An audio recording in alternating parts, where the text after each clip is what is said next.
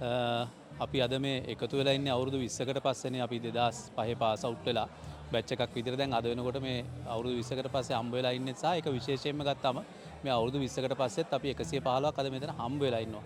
ඉතින් ඒක ඇතුලේ මම දකින විශේෂම දේ නම් මේ එකතු වීමත් එක්ක අපිට පේනවා ඊට වැඩි අනාගතයක්. මොකද අපිට මේ රටට කරන්න පුළුවන් දෙයක් තියෙනවානේ. අපි දැන් අපි ඉගෙනගෙන මේ තැනට ඇවිල්ලා මේ ලෝකේ හැමතැනම එක්ස්පීරියන්සස් අරගෙන සහ මේ ඉන්න පුද්ගලයෝ 115ක් නෙවෙයිනේ.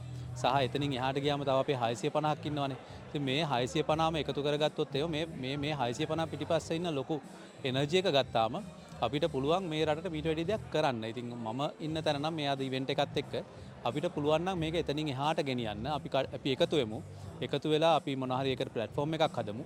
ඒ හදලා ඉවර වෙලා අපි මේ අපි හැමෝගෙම එනර්ජි එක මේ එකතු කරලා අපිට මේ ලංකාව දැන් අපි ඉන්න තැන ගත්තාම අපිට සතුට වෙන්න පුළුවන් තැනක නෙවෙයිනේ අපි ඉන්නේ. හැබැයි අපිට ඒක වෙනස් කරන්න පුළුවන්. අපිට මිනිස්සුන්ට බැන ඉඳලා වැඩක් නැහැ නේ. දේශපාලකයෝ කරා හරි නැතා හරි එක මිනිස්සුන්ට බැනලා වැඩක් නැහැ නේ. එහෙමනම් අපිට කරන්න පුළුවන් දෙයක් අපි තියෙනවානේ. බණින එක අපි වෙනම තනියම කරමු. එකතු වෙලා කරන්න පුළුවන් දේ අපි මේ එකතු වෙලා කරමු. ඉතින් ඒකට මේක ඉනිෂියේෂන් එකක් කියන එක සහ ඒ අදහස මුලින්ම ආව හැමෝටම මේ තෑන්ක් කරන්න ඕනේ මේ අවස්ථාවේ.